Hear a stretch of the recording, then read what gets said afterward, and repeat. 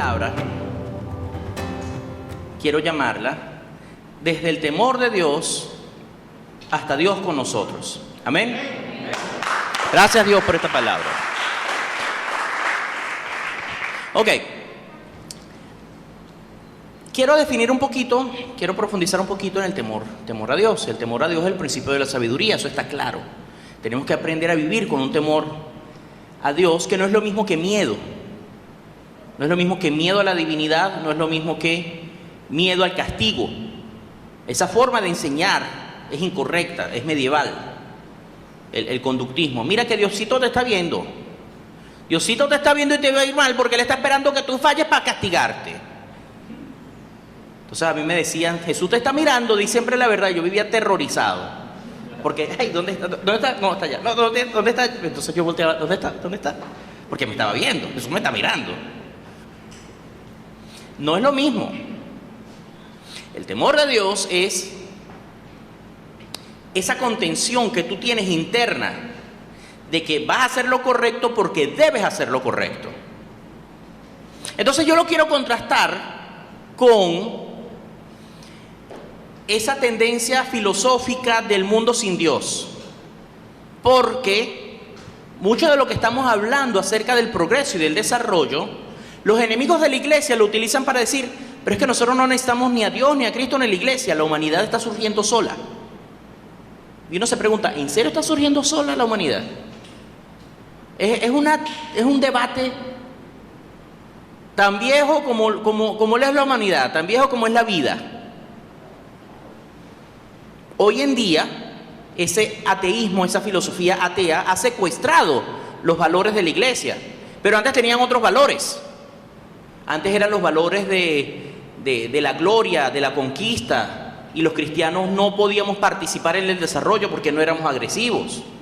Antes de eso eran los valores del hedonismo y de los placeres, y la iglesia no podía participar porque no hacíamos las bacanales con ellos. Es decir, eso no es nuevo. La descalificación a la iglesia no es nueva. Lo que es nuevo es cómo el anticristo se adapta, se disfraza, secuestra nuestros valores. Porque quiero machacar algo. Siempre se tiene la sensación, ¿no?, que antes las cosas eran mejor. El reggaetón, eso es del diablo, lo que sirve es el rock. Pero el rock cuando salió también era del diablo. Lo que servía era el tango. Pero es que el tango cuando salió también era del diablo. Dígame ese bailadito. Lo que servía era el vals. Pero ¿saben una cosa? En 1812 el vals también era del diablo. Entonces lo que hay que cantar todos es música gregoriana. Y hasta eso tuvo problemas para ser aceptado. Es decir, si nos vamos a lo generacional, toda generación siempre tiene problemas con lo que no conocen. Porque nos ponemos a ver, y ustedes ven la foto de los viejitos en la plaza y uno dice, ay, se visten como viejitos. Ellos en su mente no se visten como viejitos, ellos se visten como los pavos que eran cuando ellos eran pavos. Lo que pasa es que esa generación se vestía distinto de la nuestra.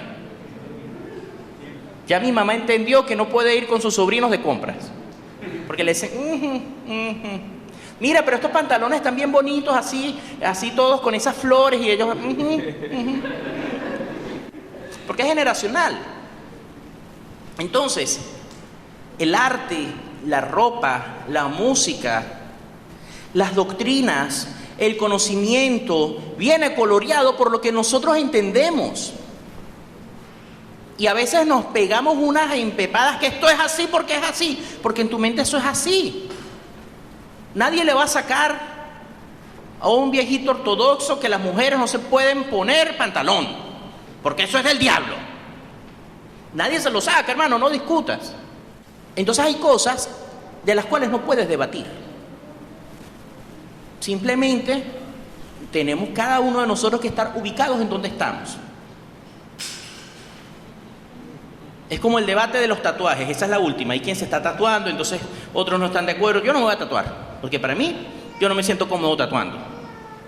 Y en la cultura de donde yo vengo, tatuarse es sinónimo de pandillas, maleantes, etc. Pero si en otro en otra cultura, en otra década, si esta grabación aguanta el paso de los siglos y alguien está tatuado, hermano, Dios lo bendiga, no lo estoy juzgando. Si usted se siente que tatuarse una cruz está más cerca de Cristo, hermano, yo no voy a debatir con usted. Entonces, me sorprendió mucho, porque además vuelvo con Chick Publications. Ellos, o sea, así como ustedes han crecido, no sé, margariteños, con vallita o católicos, como sea, yo crecí evangélico. Yo crecí con las canciones se le estaba cantando a Miranda, Jonás no le hizo caso a la palabra de Dios y tal. Entonces yo crecí con unos libritos que eran, o sea, tenían mucha información muy útil, pero muy sesgada. Según ellos, los católicos son los culpables de la bomba atómica, del Islam, es culpable de los nazis, o sea, una cosa loca. Ellos siguen todavía metidos en la Inquisición. De todo, una conspiración para todo. Entonces, hay una corriente evangélica que habla de la primera iglesia. Yo cuando que escucho la primera iglesia, yo, pana, por Dios, ya salimos de las catacumbas. Dios no nos está llamando a regresar a las catacumbas. Por supuesto, nosotros tenemos que mantener siempre el primer amor, eso siempre. Nosotros siempre tenemos que mantenernos, como dice Guillermo, como un niño. Siempre tenemos que mantener ese asombro. Y por supuesto, los padres de la primera iglesia, esos mártires, siempre van a estar en nuestro corazón. Pero es que le hacemos una gran injusticia a los que estuvieron en todos esos 1000 años llevando también el nombre de Cristo. Y entre ellos tuve que escuchar quién era en la universidad en Ciencias Políticas, Agustín. Porque según la academia, la enseñanza de Agustín, de San Agustín o Agustín de Hipona, es que el pueblo, como siempre peca, necesita pastores que los vigilen. Esa según la enseñanza de la academia. Yo después me puse a leer internamente lo que decía Agustín y decía otra cosa. Agustín de Hipona decía más bien que Dios nos da el bien y el mal para que nosotros escojamos el bien, y a Dios le da placer. Dios le da más placer que una persona escoja el bien que obligar a muchos a hacerlo. Una sola persona que escoja el bien por sí mismo le da más placer a Dios que obligar a 100 por miedo al castigo, por miedo al pecado. ¿Entendemos ese concepto? Ese es el verdadero temor de Dios. Entonces, el mundo, la academia, el anticristo nos acusa que cuando los cristianos nos portamos bien, no es auténtico porque lo hacemos por miedo al castigo, porque lo hacemos por miedo al vigilante. Y fíjense que han desarrollado toda una teoría política al respecto. Tal vez en la Edad Media alguien lo dijo, yo no lo niego. Solamente estoy diciendo que no es originalmente lo que decía esa persona. Porque leyendo a Agustín me encontré esa frase y yo, ya va, esto no me cuadra con lo que me leí en este libro, por eso hay que leer varios libros, no uno solo. Entonces, Agustín, que después supe que es el primero que desarrolla la doctrina del libre albedrío. ¿Cuántos escucharon el libre albedrío de la mamita? Ok, dígale, gracias Agustín de Hipona. Porque nosotros tenemos muchas doctrinas que no sabemos de dónde vienen, simplemente las seguimos repitiendo. Entonces, la filosofía fuera de la iglesia habla de una virtud interna, de hacer el bien solo porque tú deseas hacerlo, de corazón, internamente. Pero ¿qué dice la palabra? No hay justo ni aun uno, eso no existe. Entonces cuando hablan esas filosofías que el hombre es bueno y la sociedad es mala, entonces hay que destruir la sociedad y volver a ser el hombre, como lo habla Nietzsche, como lo habla Hitler, el nuevo hombre revolucionario, como lo habla uno por ahí, lo hablaba porque ya gracias a Dios se lo llevó a otro lado. Hermano, eso es más falso que un billete de $2. Porque no hay un hombre que por sí mismo tú lo pones en las condiciones normales y diga, oh, siempre necesita de esa sustancia divina para escoger hacer lo bueno. Porque sin Cristo nadie va a escoger hacer lo bueno, eso no existe. Y ya no es por fanatismo que lo digo, es que lo dice la palabra, que es distinto. Hay quien en condiciones actuales tiene ciertos grados, porque lo decía Jesús. Hasta los hombres malvados tienen cariño por su esposa, por sus familiares. Tratar bien a tus amigos no te da nada nuevo. La verdadera prueba es tratar bien a tu enemigo. Esa es la verdadera prueba del amor, esa es la verdadera prueba de la paciencia, de la bondad, de la benignidad. Cuando alguien te está machacando y tú, mira, ¿sabes qué? Toma, usa mi carro, por favor. Toma, ven, yo te llevo. Toma, ven. O sea, yo no estoy hablando solamente de un saludito. Dios te bendiga, amado. No. No, yo estoy hablando de cosas serias. Alguien que te ha hecho daño y tú, cuando lo ves en su momento, en su peor momento, te sientas con él. No estoy diciendo que le des tu carro a cualquiera, es una exageración. Que te sientas con él, le dedicas tiempo. ¿Qué te pasa? ¿Cómo está tu familia? Tú tienes que ser buen padre, tú tienes que ser buen esposo. Ven y te ayudo. Y ser instrumento para la transformación de esa vida. Eso es lo que dice Cristo. Entonces, retomando el temor de Dios, no es ni siquiera lo que muchos pastores dicen: tú haces lo que yo te diga porque Dios me dijo. No es, como lo dice el primer estudio, machacado, y lo vuelvo y lo repito, no es miedo al castigo. Porque es que Dios no quiere que ninguno perezca, sino que todos procedan al... No es como lo dice esa fulana pregunta: si Dios puede eliminar el mal, ¿por qué no lo hace? Y se las dan de... se la comieron, inventaron eso y se la comieron. Si Dios no puede quitar el mal, entonces no es todopoderoso. Pero si no lo quita, entonces no es bondadoso, según esa teoría. La verdad es que si Dios hace así y elimina el mal, ¿quién desaparece? Todos nosotros. Entonces, como dice la palabra, no tomemos por tardanza, sino por misericordia. ¿Misericordia por quién? Por todos los que tenemos amarrados el mal en nuestro corazón y hay todavía que desarraigarlo. Porque todavía estamos en ese proceso. Y no solamente los que estamos en esta sala, los que estamos en el planeta. Ahora bien, ya sabemos que el temor de Dios es el inicio de un proceso de santificación. ¿Correcto? Los 7 niveles, la santificación, la purificación, el ejercicio, la lectura de la palabra, la congregación. Esa es la ruta. El aventador, congregarse, leer la palabra, esa es la ruta. Pero, ¿y qué pasa con la tierra? ¿Qué pasa con el apocalipsis? ¿Por qué le tenemos miedo a esa palabra? Apocalipsis. Es que hasta en la calle tú dices, no, eso es un apocalipsis. Llegó el virus, luego llega la Tercera Guerra Mundial, luego viene Putin, luego vienen los meteoros. Esta es la década del apocalipsis. La palabra suena fuerte, suena macabra. Es hasta un villano por ahí, el apocalipsis.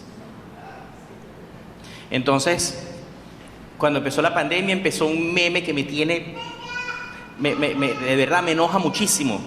Entonces salen unos edificios cayéndose y dicen: el mundo se va a enterar que la Biblia es mucho más que una historia de cuentos. Y yo, ay, Señor Jesucristo.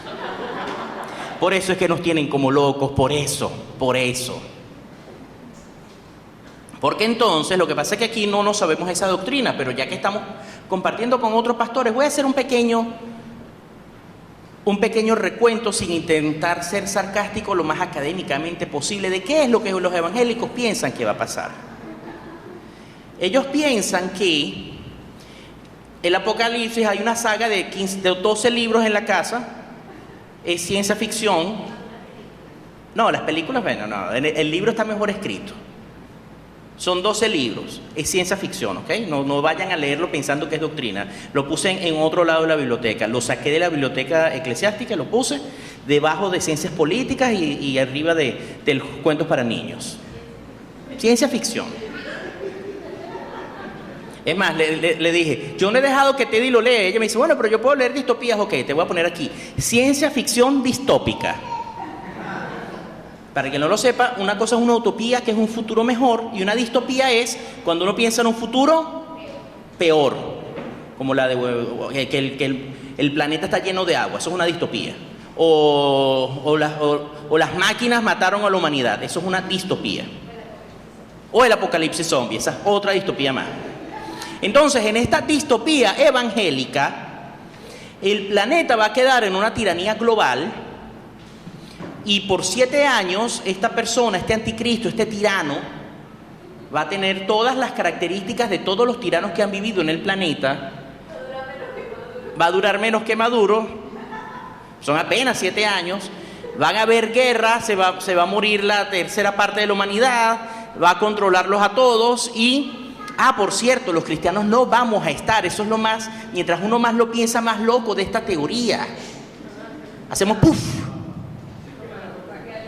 Entonces, todas las iglesias evangélicas durante décadas venían los testimonios y que yo me desperté y entonces no había nadie en la casa y yo pensé, ay, vino el Señor y se los llevó y entonces me quedé yo porque anoche justamente había pecado y entonces, ay, hermano, yo quiero darle gloria a Dios porque tengo una nueva oportunidad porque no se ha ido todavía, entonces tengo la oportunidad de portarme bien. Crecimos con eso. Cuando no había nadie en la casa uno empezaba, mamá, mamá. Hay una canción que dice, mamá. O sea, eso es toda una teología construida por décadas sobre eso. Porque la cosa no es lo que estábamos hablando del miedo. El miedo no era, viene Cristo y te va a recompensar. No, es que viene Cristo, se los lleva y tú te quedas. Porque tú estás en pecado. Y tú vas a vivir la gran tribulación porque te quedaste en el pecado. Entonces, lo que no me cuadra a mí, primero, hay varios versículos de los cuales construyen esto, pero ninguno dice, y cuando venga la gran tribulación sobre la tierra, yo me llevaré a toda la iglesia para que ellos no sufran. Esa parte no sale. Hay una extrapolación de cuando Felipe le fue a predicar al etíope y Dios se lo lleva, estaba en un sitio y de repente aparece en otro. Puf, pa.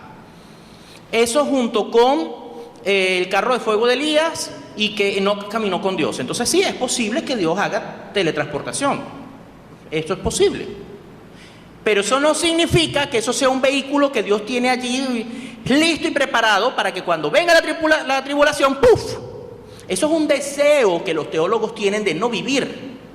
Porque mientras más elaboraban la distopía evangélica y más les daba miedo el asunto, decía, ay, Señor, ¿y yo qué hago ahora? Entonces, yo me encontré con uno que había sido hijo de evangélicos y está trabajando con los derechos humanos, y como él está trabajando en mecanismos internacionales para hacer a los gobiernos responsables de sus actos, me dice que sentía que estaba trabajando para el diablo porque estaba trabajando para un nuevo orden mundial y que su trabajo iba a ser tomado por el anticristo. Y yo, no vale, chico, eso no es así. Menos mal que había otro pastor también entre los dos. No vale, eso no es así. Trabajar para la justicia, trabajar para el bien, trabajar para los derechos humanos no es para trabajar para el anticristo. Ya vamos a llegar allá. Espérense tantito. Entonces, el Dios que yo conozco, más allá de los textos bíblicos que citan, que los muertos resucitarán primero y se encontrarán con Él en las nubes, todos los versículos que están ahí, que nosotros tenemos interpretaciones distintas, yo les voy a decir una sola cosa, del Dios que yo conozco, que no va a pasar la historia entera de la humanidad, primero antes de Cristo, luego después de Cristo, luego la Edad Media, luego el Renacimiento, luego la Edad Industrial, y luego en el momento en donde estamos para justamente cuando más es necesaria la iglesia, llevársela. Porque si existiera un momento específico, que yo no lo puedo ni confirmar ni negar, lo pongo en duda, pero no lo puedo ni confirmar ni negar porque solamente Dios es soberano de cómo haga sus cosas. Pero si esa tal cosa existiera como 7 años físicos donde existiría una dictadura global, ¿saben quiénes son necesarios? La iglesia. Porque ¿qué hubiese pasado en Venezuela si no existiera no solamente la iglesia, sino si no existiera una sociedad civil fuerte, sólida, con valores republicanos que se oponiera a la maldad? ¿Que hemos llevado palo? Sí, hemos llevado palo, pero hemos resistido. Porque ¿qué es lo que necesita la maldad para afianzarse? Que los buenos no hagan nada, que los buenos se dejen, que no exista resistencia. Ahora, nosotros tenemos una teología que es distinto el asunto, que no son 7 años específicos, sino que es una lucha entre el bien y el mal. Ahora, yo no sé si las bestias son bestias, si son helicópteros o si son virus, no lo sé, porque estamos en la mitad del cuento y uno no puede sacar conclusiones a la mitad del cuento. Cuando inició la pandemia vino uno y escribió: "Ese es el fin del capitalismo, porque por fin viene el socialismo a triunfar". Tú no puedes hacer eso en la mitad del cuento. Marx hizo muy buenos diagnósticos, pero su solución es que el socialismo es inevitable. Es falso, porque no tiene la visión a largo plazo. Él está metido en el cuento. Tú puedes ver, nosotros podemos ver muy bien el siglo pasado, el siglo anterior, hasta la década anterior. Pero todavía, hasta la pandemia, que ya estamos saliendo de ella, ni siquiera hay consenso si fueron los chinos, o si fue Bush, o si fue Putin, o si fue el catire, ¿cómo se llama? Trump.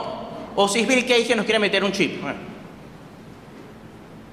Porque es complicado estar en el medio del asunto.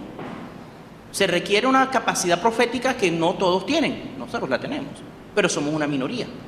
Y estamos pendientes de: ¿qué hago yo ahora? Entonces, voy a la siguiente parte. La parte de el Dios con nosotros. Hay 2 estilos narrativos. Existe el estilo de la ruta del héroe, que es cuando la película se centra alrededor de la persona que va a hacer los cambios. Generalmente esa persona no sabe quién es, no se conoce, esa persona huye a veces, o no se siente capacitado, o tiene que buscar capacitación, y entonces toda la película es nosotros viendo al héroe luchando contra sus inseguridades, luchando contra la soberbia, y a lo último conquista el dragón, y ¡ay, lo logró! Luke Skywalker lo logró. Eso es lo que se llama la ruta del héroe. Está en El Señor de los Anillos, está en Star Wars, está en las épicas antiguas. Y está otra que se llama Ex Machina, que es una historia donde está todo el mundo sufriendo, llevando palo, y de repente, ¡puf!, sin ninguna concatenación con la narración, algo externo a la historia vence al héroe, y la gente se queda más perdida de lo que estaba. Como la Guerra de los Mundos, que fueron los virus, o cuando Superman viene y ¡puf!, y le da, o de repente está Batman atrapado y dice: "Oh, aquí tengo el repelente de tiburones", ¡paf!, ¡pif! Algo que no tiene una conexión con el hilo narrativo. Algunas películas y tal.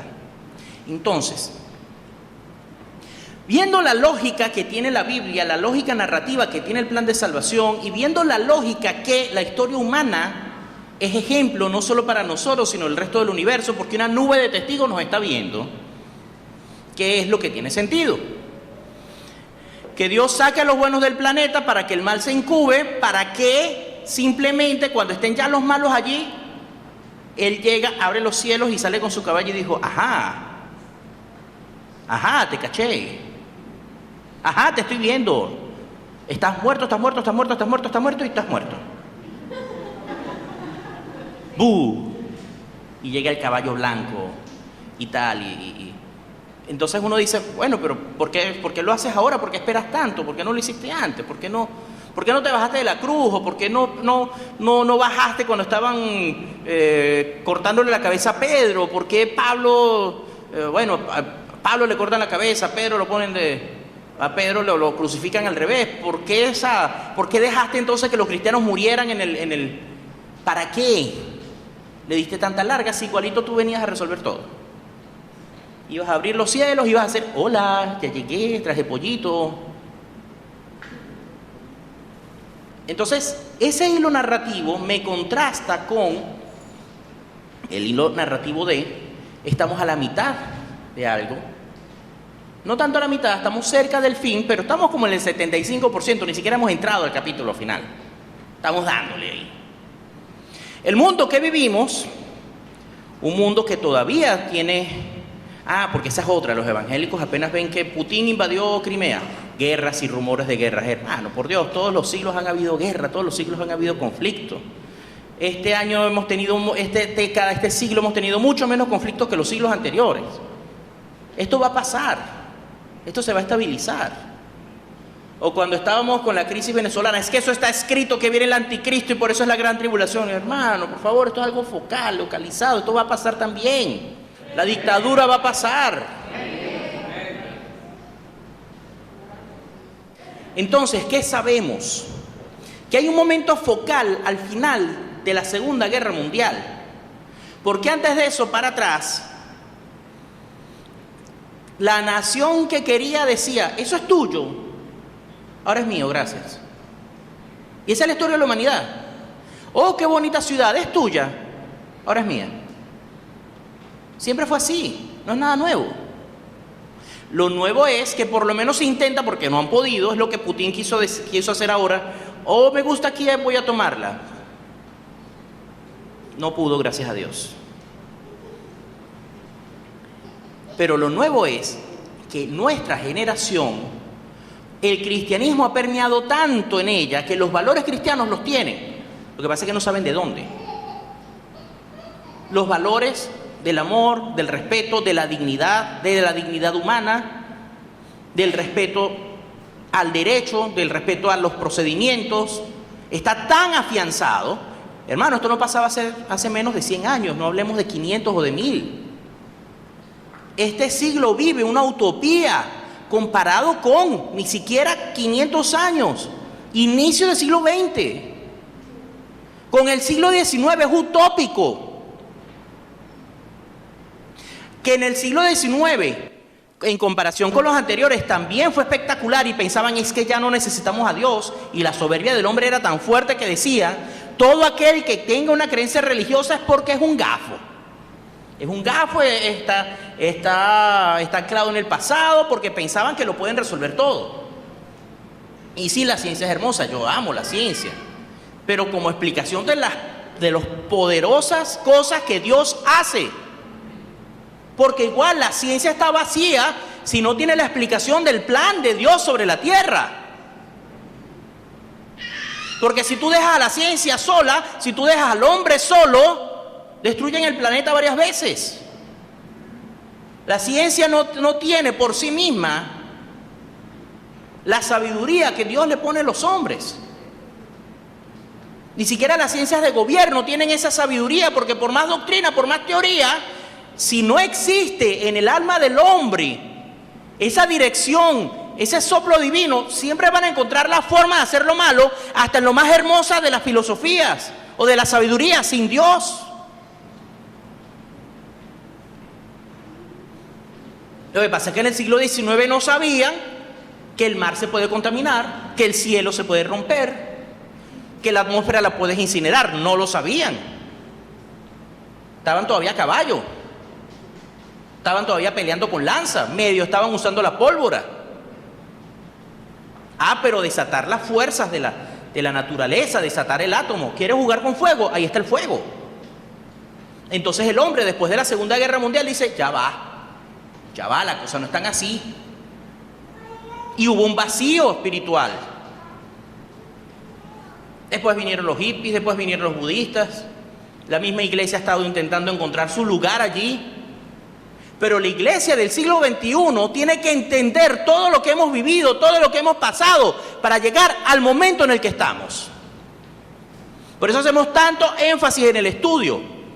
No solamente los estudios bíblicos, pero los estudios históricos, los estudios políticos, los estudios filosóficos, porque hay que conocer la filosofía para saber qué parte de ella sirve y por qué, y qué parte no sirve y por qué. Porque no se trata como muchos pastores dicen, no, eso no sirve nada, bota eso y solamente lee la Biblia. Eso está muy bien leer la Biblia. Jóvenes, lean la Biblia. Jamás voy a decir que no lean la Biblia, lean la Biblia. Pero es que hay que conocer el resto de la cultura, del conocimiento humano para poder entender lo que dice la Biblia. Si no, no lo entiendes. Si no, piensas que Jesús te está mirando y que volteas y puff, y te desapareces. Y no es así.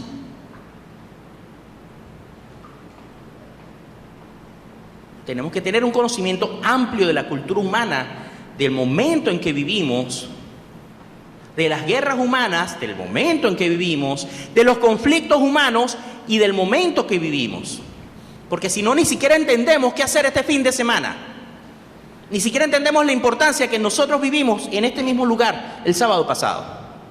¿Y a dónde nos lleva eso? Pero si sabemos quiénes somos, si sabemos lo que estamos haciendo, sabemos que somos una chispa, una ruta que le vamos a mostrar al resto de la iglesia cómo hacer las cosas, cómo organizarnos, cómo ser un cristiano integral, cómo utilizar nuestras instituciones, siendo minoría, pero una minoría organizada puede cambiar el mundo. Y nosotros tenemos que mostrarle a la iglesia cómo ser esa minoría organizada, porque ni siquiera los que están entrando a política lo saben hacer, no lo saben hacer. Entran causando daño, entran haciéndose de enemigos, entran haciendo ruido. Estaba conversando con Samantha, ya estaba hablando ayer con unos pastores, ponerse a pelear con el colectivo LGTBI ya es un error, porque ya los perdiste. ¿Recuerdan lo que hablaba del testigo de Jehová? Hermano, usted cuando vea un activista LGBTI, no le diga nada, sonríe, ve la forma, pero no discutas, no debatas, no vas a poder debatirlo. Sonríe, tiene su dignidad, muy bien, y haz así, por la derecha, porque no vas a poder debatir. Tú no lo vas a poder convencer si es hombre, si es mujer, si es pan, si es semi, si es bi, eso no es con usted, hermano. ¿Qué es lo que estábamos hablando con Samantha? ¿Dónde tienes que afectarlos? En tu iglesia, los sábados, en las comunidades. Allí es lo que tienes que afectar. Allí es lo que tienes que enseñar. Lo que Dios te está poniendo en tus manos. ¿Cómo lo vas a hacer? La mitad lo haces con lo que dices. ¿Y la otra mitad? ¿La otra mitad? Con lo que haces.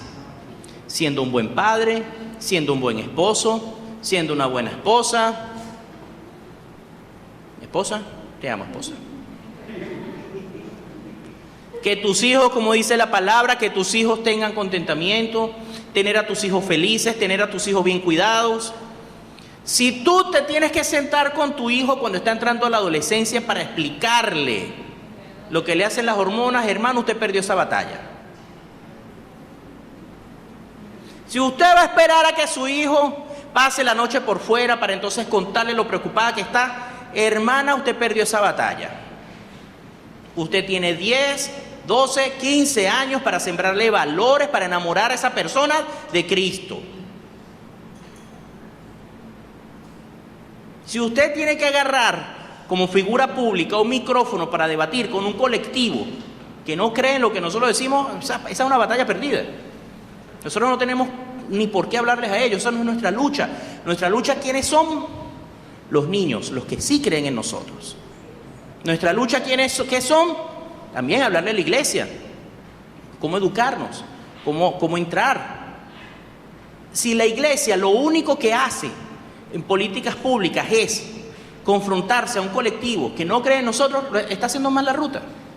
La iglesia tiene que tener incidencia en todas las áreas de las políticas públicas, enseñando y educando a los que sí creen en nosotros, que esas son la mayoría. Porque afortunadamente, y es uno de los buenos efectos que tiene la tribulación, la gente está buscando a Dios. La gente está buscando respuestas. ¿Y quién tiene las respuestas? Alza la mano el que tenga las respuestas. Cristo nos está dando las respuestas a nosotros. Cristo nos está guiando a nosotros. Cristo nos está llevando por una ruta que si esa ruta la seguimos como va, si nuestros descendientes la siguen como van y nuestros discípulos la siguen como va, esa ruta, su consecuencia en una línea de causa y efecto va a llevar a la segunda venida de Cristo. Amén. Porque si nosotros somos capaces de organizar nuestro pequeño pueblo, nuestra pequeña isla, si somos ejemplo para otros cristianos en el resto del país, si continuamos con nuestra institución eclesiástica que siga su saludable desempeño, pero al mismo tiempo incidimos en otras instituciones de cómo ser buenos pilares de la sociedad, de cómo ser buenos padres, de cómo ser buenos gobernantes, si somos pieza clave para la recuperación de esta república, eso va a ser un ejemplo que va a quedar en este siglo y en el siguiente. Porque son respuestas que no solamente necesita la isla de Margarita, las necesita Venezuela, las necesita toda Latinoamérica, están lidiando todavía. Si es hacia la derecha o a la izquierda, si es hacia el liberalismo o hacia el socialismo. Si obedecemos a la Constitución o obedecemos a la Biblia. No es fácil, por eso hay que estudiar, por eso hay que leer, por eso estamos nosotros en esa misma ruta, primero aprendiendo, para luego poner en práctica. Si Latinoamérica asoma un papel de desarrollo con avivamiento, como lo hemos hablado, podemos mostrar no solamente para los latinoamericanos, sino para otras latitudes. En Cristo está la respuesta, pero no un Cristo religioso, no un Cristo que juzga, no un Cristo que señala, sino en un Cristo integral. Porque también tenemos que aprender el mecanismo. Tenemos que estudiar también, tenemos que incidir.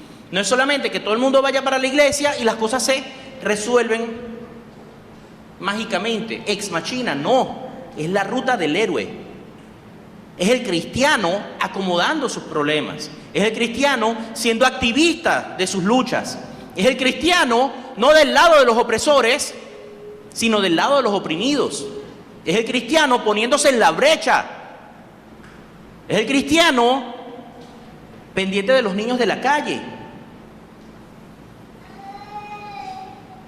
Y entonces, por supuesto, nosotros tenemos que entrar en defender el matrimonio bíblico y también tenemos que entrar en defender la vida humana. Pero antes de la vida humana, ¿qué estamos haciendo por los niños de la calle?